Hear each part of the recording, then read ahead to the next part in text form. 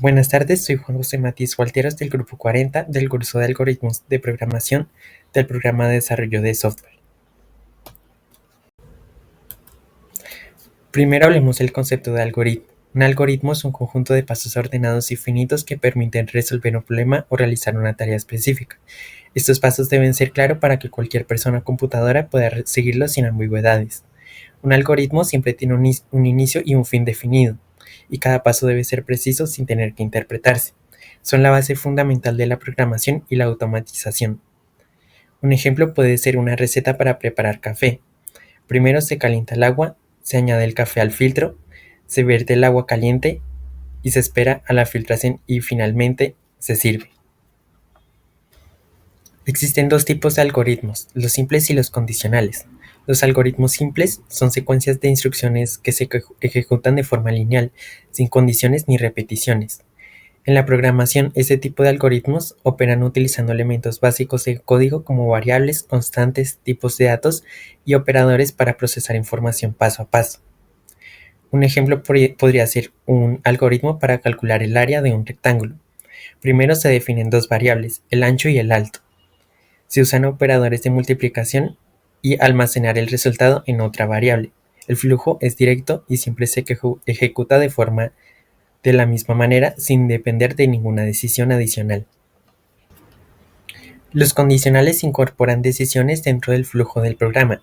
En código esto se logra mediante estructuras como if, else o elif, que permiten evaluar condiciones basadas en variables, operadores lógicos y comparaciones. Dependiendo del resultado, el algoritmo elige uno u otro camino. Un ejemplo podría ser un algoritmo condicional para verificar si un usuario puede acceder a una aplicación.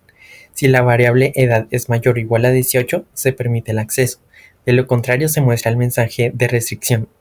Este tipo de algoritmo demuestra cómo las condiciones permiten modificar el comportamiento del programa según los datos. También están las funciones. Una función es un bloque de código diseñado para realizar una tarea específica. Permite organizar un programa en partes reutilizables, lo que hace que el código sea más limpio y fácil de mantener y menos repetitivo. Una función puede recibir datos llamados parámetros y devolver un resultado mediante la palabra clave return. Para crear funciones es necesario comprender elementos básicos como variables, tipos de datos y operadores, ya que estos son la materia prima del código que vive dentro de la función. Las variables almacenan información temporal. Los tipos de datos determinan la clave del valor, se manipula y los operadores permiten procesarlo. Cuando todo esto se combina dentro de una función, se obtiene un procedimiento claro y controlado que puede ejecutarse cada vez que se necesite. Un ejemplo de una función simple puede ser la suma de dos números utilizando parámetros para devolver el resultado. Por ejemplo, se determina A y B, se suman y devolver el resultado. Al llamar esa función con dos valores como sumar 3 y 5, el código devuelve 8 sin necesidad de reescribir la operación. Así incluso las tareas básicas pueden encapsularse para mantener el programa ordenado y eficiente. Otro elemento importante son las listas. Son estructuras de datos que permiten agrupar varios valores dentro de una sola variable, manteniéndolos ordenados y editables. Para un algoritmo, una lista funciona como un contenedor flexible que puede correrse con ciclos y compararse con operadores o transformarse según la lógica del programa.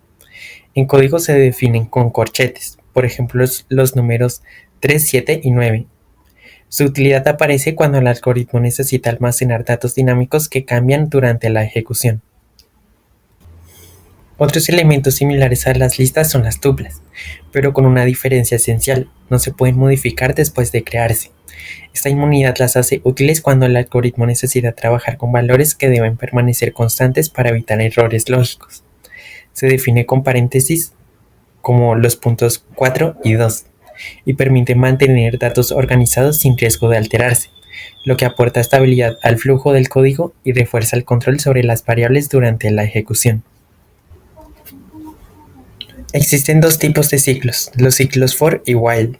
El ciclo for se utiliza para repetir un bloque de instrucciones un número determinado de veces, recorriendo elementos dentro de una secuencia como listas, cadenas o rangos numéricos.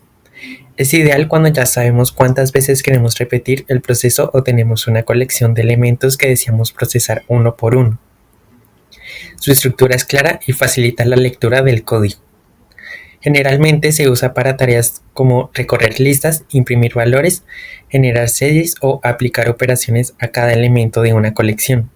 El ciclo for ofrece un control preciso del flujo y permite escribir código más organizado y compacto, sobre todo en procesos iterativos repetitivos. Por ejemplo, el ciclo for recorre la lista de frutas y va tomando cada elemento uno por uno. En cada vuelta del ciclo, las variables fruta contienen un valor diferente en la lista y luego se imprime. Es perfecto cuando ya sabemos cuántos elementos queremos recorrer. El ciclo while ejecuta un bloque de instrucciones mientras una condición lógica se mantenga verdadera. A diferencia del for, este ciclo es útil cuando no sabemos con exactitud cuántas repeticiones serán necesarias y el número de veces depende del cumplimiento o cambio de una condición. Es flexible y muy usado en situaciones donde se espera que algo ocurra para detener la ejecución. Este tipo de ciclo requiere especial cuidado para evitar bucles infinitos, asegurando que la condición cambie en algún momento del ciclo. Es común emplearlo en validaciones, menús iterativos, procesos que dependen de datos ingresados por el usuario y cualquier escenario donde la repetición depende del estado. En este ejemplo, el ciclo while se repite mientras la condición menor o igual a 5 sea verdadera. En cada iteración imprime el número actual y luego aumenta en 1. El ciclo termina automáticamente cuando el contador llega a 6. Este tipo de estructura se usa cuando la repetición depende de una condición que cambia con el tiempo.